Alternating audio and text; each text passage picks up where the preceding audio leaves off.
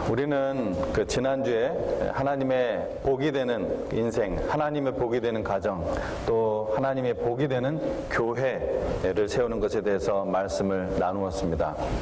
그래서 내가 누군가의 복이 되고 또 나의 가정이, 우리 가정이 다른 이웃의 복이 되고 또 우리 교회가, 한 지체로 있는 우리 교회가 모든 민족의 복이 된다는 이 비전은 사실은 우리를 향하신 하나님의 위대하신 비전입니다. 그래서 우리를 여러 사람들 가운데서 먼저 구원하신 것입니다. 우리가 하나님께서는 하나님의 그 사랑과 그 열심으로 우리의 눈을 열어 이 하나님의 위대한 이 비전을 보기 원하시고 추구하기 원하시고 또한 그것을 우리가 누리기 원하시는 것입니다. 오늘은 하나님의 이 위대한 비전, 복이 되는 인생, 복이 되는 나의 가정, 또 복이 되는 우리 교회를 세우는 것에 대한 구체적이고 좀 더 실천적인 말씀을 나누기 원합니다. 어떤 비전이나 어떤 이상적인 말씀이 조금 어떤 부분에 있어서는 여러분에게 추상적으로 들릴 수도 있을 것 같아서 보다 좀 더 구체적이고 실천적인 말씀들, 성경에 나오는 말씀들을 함께 나누기를 원합니다. 하나님께서 오늘 우리에게 주실 메시지가 무엇인지 제가 어떤 이 성경 구절 말씀들을 좀 길게 읽어드릴 텐데 여러분이 한번 오늘 말씀의 주제가 무엇인지 한번 여러분이 짐작해 보시기 바랍니다. 먼저 잠언에 나오는 구절들입니다. 두루다니며 한담하는 자는 남의 비밀을 누설하나 마음이 신실한 자는 그런 것을 숨기느니라. 미련한 자의 입술은 다툼을 일으키고 그 입은 매를 자청하느니라. 미련한 자의 입은 그의 멸망이 되고 그 입술은 그의 영혼의 그물이 되느니라. 남의 말하기를 좋아하는 자의 말은 별식과 같아서 뱃속 깊은 데로 내려가느니라. 두루다니며 한담하는 자는 남의 비밀을 누설하나니 입술을 벌린 자를 사귀지 말지니라. 입과 혀를 지키는 자는 자기의 영혼을 환난에서 보존하느니라. 너는 이웃과 다투거든 변론만 하고 남의 은밀한 일을 누설하지 말라. 경우에 합당한 말은 아로새긴 은쟁반의 금사가니라. 지금까지 전도서에 나온 말씀드렸고요. 잠언에 나온 말씀드렸고요. 제가 이제 전도서에 나온 말씀 한 구절. 너는 하나님 앞에서 함부로 입을 열지 말며 급한 마음으로 말을 내지 말라. 하나님은 하늘에 계시고 너는 땅에 있음이라. 그런즉 마땅히 말을 적게 할 것이라. 그 다음에 마태복음에서 예수님께서 하신 말씀입니다. 내가 너에게 이르노니 사람이 무슨 무익한 말을 하든지 심판날에 이에 대하여 신문을 받으리라. 짐작가시죠? 오늘 제가 어떤 주제로 하나님 말씀을 전할 것인지. 여러분, 존 스타트 목사님 아시는 분이 많으실 것입니다. 존 스타트 목사님은 말은 하나님의 주신 멋진 선물이며 우리가 하나님을 닮았다는 것을 반영하는 인간의 능력 가운데 하나라 이렇게 표현을 하셨습니다. 전적으로 저도 동의합니다. 하나님께서는 인간을 창조하실 때 이 말을 할 수 있는 능력을 주셔서 하나님 그리고 다른 사람들과 소통할 수 있게 하셨습니다. 그래서 하나님께서는 우리가 말로 다른 사람들과 마음을 나누고 또 말을 통해서 다른 사람을 돕고 다른 사람들을 격려하고 사랑과 위로를 주고받게 하셨습니다. 뭐를 통해서요? 말을 통해서. 우리 성령님께서 나의 입을 주장하실 때 선한 말, 또 덕을 세우는 말, 은혜를 끼치는 말이 내 입에서 나가게 되는 것입니다. 예수님은 입술로 하는 말이 그냥 입에서 터져 나오는 단순한 말이 아니라 그것이 바로 마음에서 나오는 것이라는 점을 분명히 하셨습니다. 그러니까 우리가 입으로 나오는 말이 그냥 입술에 터져 나온 말이 아니라 그 사람 마음이다 이 말이에요. 마태복음 15장 18절에서 예수님이 이렇게 말씀하셨습니다. 입에서 나온 것들은 마음에서 나오나니 이것이야말로 사람을 더럽게 하느니라. 주님은 인간을 지으신 분으로서 인간의 인간됨을 아주 통찰력 있게 꿰뚫어 보시고 인간에게 있어서 말이 단순히 말이 아니라 바로 그 사람의 마음이라는 것을 분명하게 하신 것입니다. 성경 말씀 속에서. 사람의 마음, 여러분 볼 수 있습니까? 직접 사람의 마음을 직접 눈으로 볼 수는 없습니다. 어떤 엑스레이도 어떤 CTR도 촬영할 수가 없죠. 직접 눈으로 볼 수는 없지만 사람이 하는 말로 그 마음을 볼 수 있다고 하시는 것입니다. 오늘 읽은 본문 4장 29절은 4장 1절에 우리가 읽진 않았지만 이 4장 1절에 부르심을 받은 일에 합당하게 행하라. 4장 1절에 부르심을 받은 일에 합당하게 행하라는 이 가르침 가운데 나온 말씀이에요. 그러니까 4장 1절 이하에 있는 말씀은 부르심을 입은 일에 합당하게 행하는 이런 부분들을 훈련하고 세워나가야 된다. 이렇게 말씀하고 있는 거예요. 그러니까 이 말씀 가운데서, 이 목록 가운데서 오늘 이 본문이 나온 거예요. 4장 29절이. 뭐라고요? 부르심을 받은 일에 합당하게 행하라는 이 말씀을 지키는 그 목록 가운데 오늘 본문이 나왔다는 거예요. 그래서 이런 부분들을 다시 한번 생각하면서 제가 읽어드리도록 하겠습니다. 무릇 더러운 말은 너희 입 밖에도 내지 말고 오직 덕을 세우는 데 소용되는 대로 선한 말을 하여 듣는 자들에게 은혜를 끼치게 하라.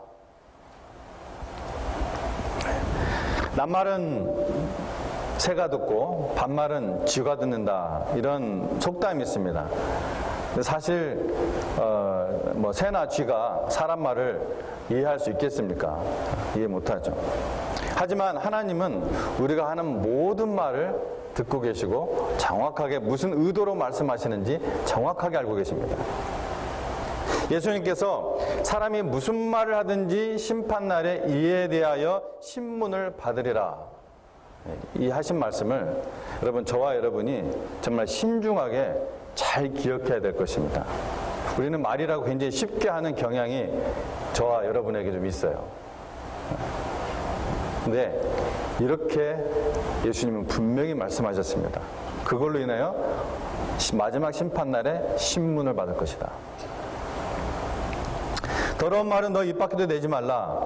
여러분, 더러운 음식이 몸을 상하게 한다면은 더러운 말은 마음을 상하게 합니다. 더러운 것들은 해를 끼치는 역할을 하죠. 본문에서 이 더러운이라는 성경의 원어는 썩은, 부주의한, 이런 뜻을 갖고 있습니다. 썩은, 부주의한. 음식을 부주의하게 다루면은 썩죠. 악취가 날 뿐만 아니라 그 안에 뭐가 생겨요? 독성이 생깁니다. 만약 그것을 사람들에게 먹이면 어떻게 돼요? 배탈이 나고 식중독에 걸리고 심지어 죽기까지도 합니다. 저도 한번 식중독에 걸린 적이 있는데 정말 놀랐어요. 제가 진짜 이 다 큰 사람이 펄펄 뛰었습니다. 진짜 그래서 펄펄 뛰었어요. 입술이, 제 집사람은 입술이 막 새까매지고 토하고 오한이 막 와서 아무리 두껍게 입어도 추워가지고서 하여튼 굉장히 무섭더라고요, 식중독이. 근데 그와 같이 더러운 말에, 즉 더러운이 무슨 뜻이라고 성경 원어적으로 정확하게 한다면 부주의한, 썩은, 독성이 있다는 거예요. 독성 있는 말이 들어가면은 어디에 해를 끼친다? 마음에 해를 끼친다. 마음에. 나의 썩은 말, 나의 이 부주의한 말 때문에 상대방뿐만 아니라 나에게도 해를 끼칩니다. 심지어 그 말 때문에 죽이기까지 할 수 있다는 거예요. 그런 살인죄는 몇 번째 계명이죠? 살인하지 말라. 6번째 계명이죠? 6계명을 범하는 것입니다. 제가 악의 없이 했지만, 대부분 악의 없이 한다고 그래요. 악의 없이 했지만 상대방에게 해를 끼친 말, 내가 부주의한 혹은 급한 성격 때문에 그 튀어나온 말도 모두 이 심판의 날에 하나님의 신문을 받는다는 것을 우리가 기억해야 된다는 거예요. 오늘 예배 끝나고 나서 지금부터 이제 아예 그냥 이게 딱 집중하고 다닐지 모르겠는데, 우리가 완벽할 수가 없다고 했습니다. 말에 있어서는 전부 다. 사도 바울 스스로도 그렇게 얘기를 했어요. 그러나 제가 의도하는 바를 여러분이 잘 아실 겁니다. 그래서 이 전도서에서 너는 하나님 앞에서 함부로 입을 열지 말라. 제가 말하고자 하는 포인트는 함부로 입을 여는 거. 급한 성격을 가지고서 막 여는 거. 이렇게 전도서 5장 2절에 너는 하나님 앞에서 함부로 입을 열지 말며 급한 마음으로 말을 내지 말라. 이 포인트를 얘기하려고 하는 것입니다. 그러면 그리스도인은 어떻게 말을 해야 한다고 가르치고 있습니까? 하지 말라는 거 우리가 했고, 이제 어떻게 말해야 되는가? 오직 덕을 세우는데 소용되는 대로 선한 말을 하여 은혜를 끼치게 하라고 했습니다. 자, 오직 덕을 세우는데 소용되는 대로 듣는 사람에게 은혜를 끼치게 하라. 여러분의 인생이, 여러분의 가정이, 우리 교회가 복이 되도록 세워지기 위해서는 먼저 덕을 세우는데 소용되는 말을 해야 된다는 것입니다. 자, 덕을 세우는 선한 말은 무엇인가? 자, 여기서 덕이라는 말은 다른 사람에게 이익이나 어떤 도움을 주는 것을 말을 합니다.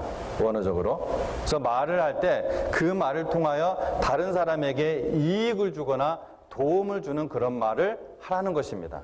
여기서 성경 본문이 얘기하는 덕을 끼치는 그런 의미입니다. 이사야 선지자는 주 여호와께서 학자의 혀를 내게 주사, 여기까지 여러분 말씀 잘 아시죠? 주 여호와께서 학자의 혀를 내게 주사. 근데 그 목적을 얘기하고 있어요. 나로 곰핍한 자를 말로 어떻게 도와줄 줄을 알게 하시고, 나를 곰핍한 자를 말로 어떻게 도와줄 줄을 알게 하시고, 이렇게 이사야 선지자는 말을 했습니다. 여러분 가만히 성경을 살펴보면요, 이 말에 대해서 얼마나 많이 나오는지 모릅니다. 굉장히 많이 나와요. 이왕이면은 우리가 해준 그 말 한마디 때문에 그 사람에게 이익이 된다면 얼마나 좋겠습니까? 그 말 때문에 그가 용기를 가지고 믿음으로 일어선다면은 얼마나 좋겠습니까? 이렇게 말하는 게 제가 없는 것을 마치 있는 것처럼 립 서비스를 그냥 플래터링 하라는 말이 결코 아니에요. 저는 오히려 그런 것들을 정말 못하는 사람 중에 한 명입니다. 그래서 누가 음식을 갖다 주고 맛있죠 해도 제가 맛이 없으면은 맛있다고 말을 못해요, 제가. 목사님들하고도 제가 막 이렇게 좀 해드려야 되는데 그런 걸 제가 참 못해요. 이게 참 교만해서 그런 것 같은데 참 모르겠어요. 하여튼 힘들어요, 그게. 하려고 애를 쓰는데 저도. 근데 제가 말하는 포인트는 없는 것을 막 있는 것처럼 오히려 과도하게 얘기하라는 게 결코 아니에요. 그런데 제가 말하는 포인트는 그 사람의 좋은 점을 찾아서 칭찬해 주는 것은, 여러분 정말 그 사람에게 좋은 점이 있어요. 찾다 보면은, 정말 사랑하는 마음으로 그 사람을 찾아보면은 여기 있는 모든 분들 안에 좋은 점이 분명히 있습니다. 그래서 그런 점을 찾아서 칭찬해 주는 것은 정말 아주 조금만 그 사람에 대해서 관심을 갖게 되면은 발견할 수가 있어요. 내가 관심이 없기 때문에 그런 거지. 사랑이 부족해서 그런 거지. 덕을 세우는데 소용되는 선한 말이라고 또 했어요. 그냥 덕을 세우느냐고. 본문에서 그냥 덕을 세우는 선한 말이라고 해도 이해하는데 전혀 문제가 없어요. 근데 덕을 세우는데 소용되는 대로 선한 말이라고 했습니다. 소용되는 대로. 이 말씀을 안 넣어도 충분히 이해가 되는데, 그래서 가만히 제가 좀 묵상을 해보니까 좀 웃기는 상황들이 떠올랐어요. 남에게 좋은 말을 하기 위해서 무조건 경우에 맞지 않는 좋은 말을 하라는 것이 아닙니다. 예를 들어서 완전히 음치인 사람에게 와, 당신 정말 노래 잘합니다. 제가 그 유튜브를 보다가 아메리칸 갓 탤런트인가 그걸 봤는데 정말 이건 상상을 초월하는 음치인데 나와서 노래를 이렇게 불러요. 근데 그 부모님들이나 친구들이 다 잘한다고, 자기를 잘한다고 해서 나왔다는 거예요. 근데 객관적으로는 진짜 나오면 안 되는 사람인데 본인은 그렇게 착각을 하고 있어요. 옆에 있는 사람들이 책임이 있는 거죠. 정말 음치인 사람한테 와, 정말 잘합니다 이렇게 하면은 그 교회 이제 찬양대가 상당히 문제가 생기죠. 지휘자가 아주 힘들어지고. 교만한 사람 보고 아, 정말 당신은 겸손하네요. 그러면 겸손으로 가는 길이 아주 어려워지죠. 또 완전히 망할 사업을 하는 사람을 보고서 아, 이거 아주 성공적인 아이템이네요.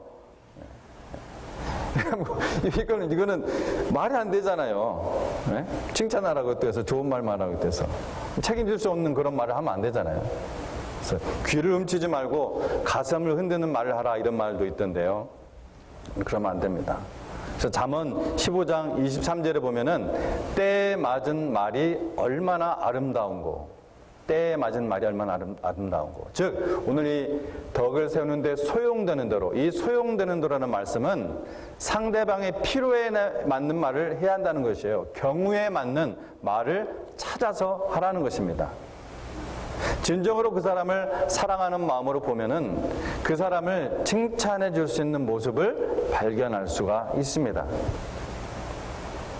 물론 어떤 사람은 아무리 눈을 씻고 살펴봐도 칭찬할 만한 점이 없어 보이는 사람이 있겠죠.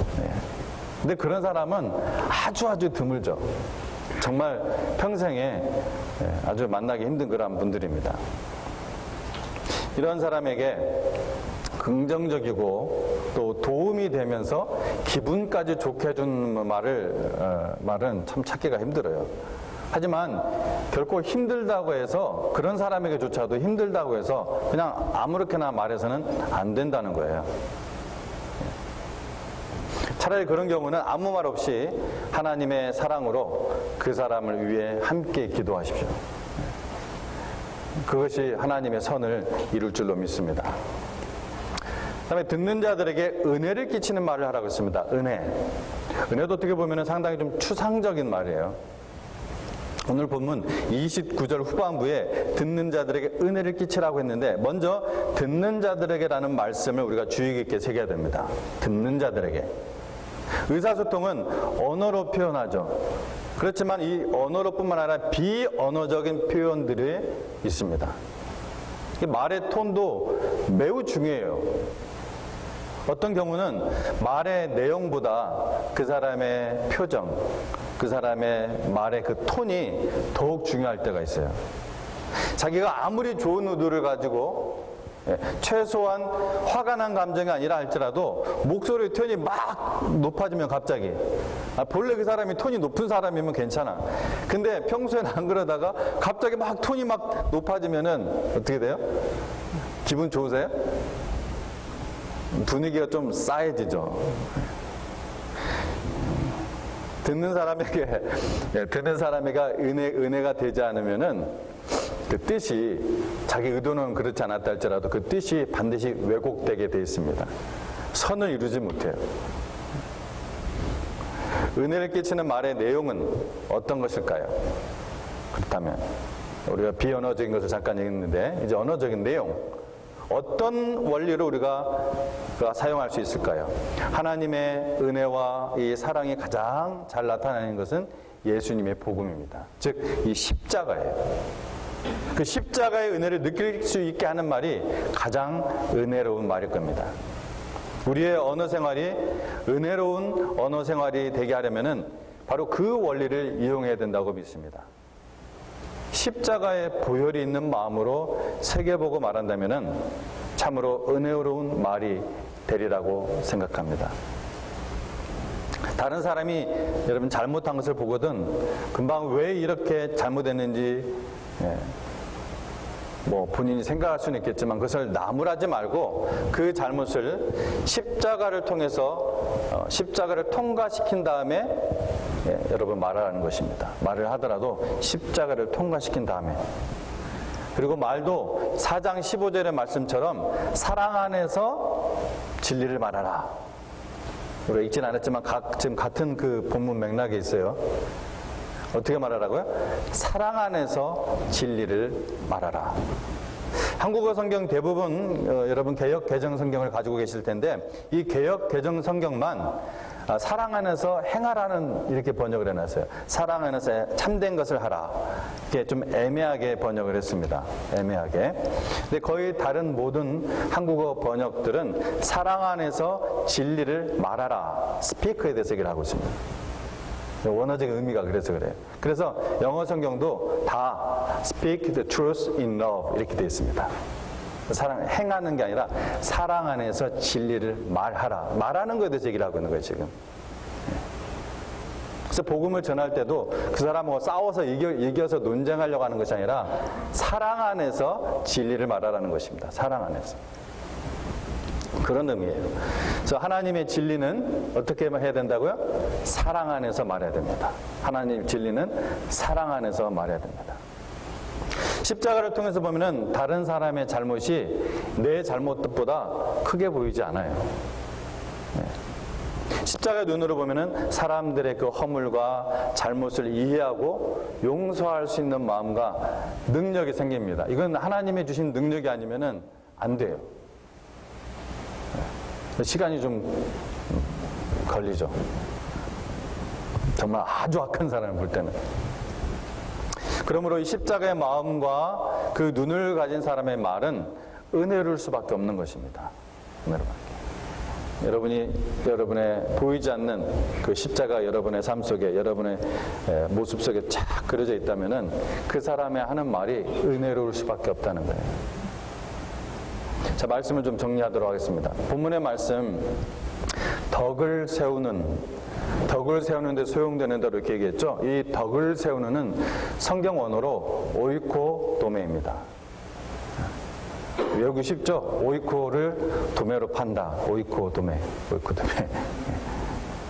오이도 코가 있는지 모르겠지만 오이코도메. 그러니까 덕을 세우는 이 말이 우리나라 성경은 덕을 세우는 뭐 이런 식으로 되어 있는데 원어로는 한 단어예요. 오이코도메. 근데 덕을 세우는 오이코도메라는 단어는 집을 세운다는 뜻입니다. 집을 세운다.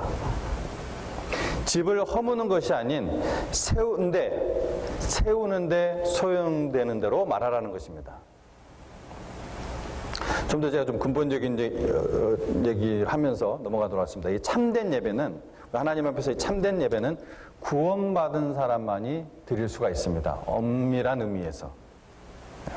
왜냐하면 예배는 일방적인 것이 아니에요. 예배라는 것은 뭐 하나님께서 일방적으로 말하시고 혹은 사람이 일방적으로 어떤 의식을 드리는 것이 아닙니다. 물론 이 예배 중에서 하나님의 말씀이 선포될 때 그 말씀 자체는 능력이 있죠. 권능이 있죠. 살아있죠. 그래서 하나님의 성령이 없는 자도, 즉 구원받지 않은 사람도, 즉 하나님의 백성이 아닌 사람이라 할지라도 그 하나님의 말씀이 가서 역사하시고 성령님이 감동시켜서 그 영혼이 구원받게 하는 일이 일어납니다. 그러나 그 사람이 하나님의 자녀가 되기 전까지는, 하나님의 성령이 그 안에 내주하기 전까지는 진정한 의미의 예배를 경험할 수가 없습니다. 왜냐하면은 이 예배 가운데 하나님과 사람 간에 인터액션이 있게 하는 것, 하나님의 백성은 하나님을 찬양하고 그 하나님 말씀을 사랑하고 그 말씀을 듣고 또 그 말씀에 대해서 헌신하고, 또 하나님 쪽에서는 우리 하나님 백성 그렇게 하고, 하나님 쪽에서는 어떻게 해요? 하나님 쪽에서는 은혜를 끼치고 보호하시고 복을 주시고 인도하시고 능력을 주시고, 이렇게 이런 것들이, 이러한 인터액션들이 가능하게 하시는 분이 그리스도의 영, 바로 성령님이십니다. 그래서 성령님은 오직 구원받은 사람 안에만 내주하십니다. 그리스도의 영, 성령이 없는 자는 그래서 설교를 들어도 하나님의 말씀으로 듣지를 못해요. 그래서 말씀의 은혜를 누리지 못하고 하나님께 영광을 돌리거나 헌신도 못합니다. 여러분은 어떠세요? 여러분 안에 하나님의 성령님이 계십니까? 이 하나님의 성령은 우리가 영원한 천국에 들어갈 때까지 우리를 어떻게 나가세요? 빌드업해 나가십니다. 가만 안 놔두세요. 하나님 우리를 세워나가십니다. 이 성령님께서 우리를, 자, 이제 여러분 배운 원어 얘기해 보세요. 이제 우리를 어떻게 하신다? 네? 네, 역시 재밌게 하니까 오이코도메, 이제 오이코를 도메로 판다 이렇게 해보시라고. 중요한 말이니까. 오이코도메, 우리를, 성령님께서 우리를 오이코도메 하세요. 오이코도메. 우리를 세워나가십니다. 우리의 언어 습관을 오이코도메 하십니다. 아멘. 악한 언행의 습관은 무너뜨리시고 그리스도와 같은 언행의 습관은 오이코도메 하십니다. 아무리 좋은 것이라도 그것을 강제로 줄 수는 없는 것이기 때문에 사람마다 그리스도를 닮은 그 언행의 정도가 다릅니다. 이것이 결코 여러분 수단이 될 수는 없지만 여러분 그리스도를 우리가 예수 그리스도를 닮을수록 너는 복이 될지라 이 말씀이 더욱더 풍성하게 이루어집니다. 형통하게 이루어집니다. 실현됩니다. 나는 세우기 위해 어떤 말을 했는데 상대방의 마음을 오히려 허물어 버린다면은 그건 뭐예요? 덕을 세우는데 소용되는 대로 한 선한 말이 아닙니다. 상대방의 마음을 허물어 버립니다. 내가 사랑 안에서 하나님의 사랑 안에서 전한 하나님의 말씀을 듣고 항상 기분이 좋으면 다행인데 어쩔 때는 분명히 하나님의 말씀인데 기분이 상할 때가 있으세요? 없으세요? 저도 있는데 여러분 없으세요? 있잖아요. 근데 여러분 기분이 그냥 상한 것과 나쁜 것과 마음에 해를 끼친 것은 전혀 다른 것입니다. 전혀 다른 거예요. 성령님께서 하나님의 말씀을 통해서 그 마음속에서 말씀의 해머로 부수시고 칼로 자르고 계세요. 근데 이것을 우리가 잘 받아들이고 그대로 하나님 앞에 순종하는 마음으로 내어드리면은 안 아파요. 기분도 안 나빠요. 근데 내 고집이 약간 살아있으면은 아파요. 싫으니까. 버티면은 성령님께서는 아주 예리하게 잘 자르시는데 내가 자꾸 버티고 움직이고 하니까 아픈 거죠. 여기서 그 기준은 뭐냐? 그 마음의 동기가 바로 하나님의 사랑입니다. 성령님은 그 동기를 아실까요? 모를까요? 우리말의 동기를 아십니다. 성령님은 그 동기를 정확하게 아십니다. 어떤 이유로 그 말을 하는지를 아십니다. 누구도 하나님의 영, 성령님은 속일 수가 없습니다. 그런 의미에서 여러분, 쓴소리는 아무나 하는 것이 아닙니다. 특히 교회 안에서. 뭐 여러분 가족 안에서 하는 거야, 여러분이 뭘 어떻게 하겠어요? 여러분 교회 안에서 함부로 쓴소리 하지 마십시오. 그건 제가 하겠습니다. 제가 하나님께서 맡기신 양을 치는 작은 목자이니까. 스스로 속이지 말라. 하나님은 업신여김을 받지 아니한다 했습니다. 갈라디아서 6장 7절 말씀이에요. 이 말씀이 다른 복음에 대한 얘기를 하다가 하늘에서 내려온 천사라 할지라도 다른 복음을 전하는 자는 저주가 있을지어다. 이 말씀과 함께 나온 말씀이에요. 스스로 속이지 말라. 하나님은 업신여김을 받지 않는다. 성령님은 정확하게 우리의 동기를 아십니다. 여러분 상대를 사랑하는 사람이 그 상대방을 사랑하는 사람이 해야 됩니다. 그것이 습관이 됐고 훈련이 된 사람이. 그것이 사랑 안에서 나오는 말이라는 것을 상대도 인정할 때 그것이 덕을 세우는 말이 됩니다. 그것은 오직 성령 충만한 가운데 있는 사람이 할 수 있는 말입니다. 그러니까 우리가 모두 다 서로 철이 철을 날카롭게 하려면 서로 그러한 사랑 안에서 진리의 말을 하려면 어떻게 해줘야 되겠어요? 결국은 성령 충만해져야 되겠죠. 오늘 주신 말씀에 아멘으로, 오늘 이 주신 말씀에 아멘으로 순종하실 수 있는 분들, 이분들은 저와 같이 오늘 읽었던 본문 말씀 4장 29절을 함께 읽고 마치겠습니다. 아멘으로 순종하기 싫으신 분들은 입 꼭 다물고 계시기 바랍니다. 자, 에베소서 4장 29절 한 절 우리 함께 읽고 마치도록 하겠습니다. 오늘 말씀을 잘 정리하면서 오늘 이 말씀을 읽어보세요. 같이 읽습니다. 시작. 무릇 더러운 말은 너희 입 밖에도 내지 말고 오직 덕을 세우는데 소용되는 대로 선한 말을 하여 듣는 자들에게 은혜를 끼치게 하라. 아멘. 기도하겠습니다.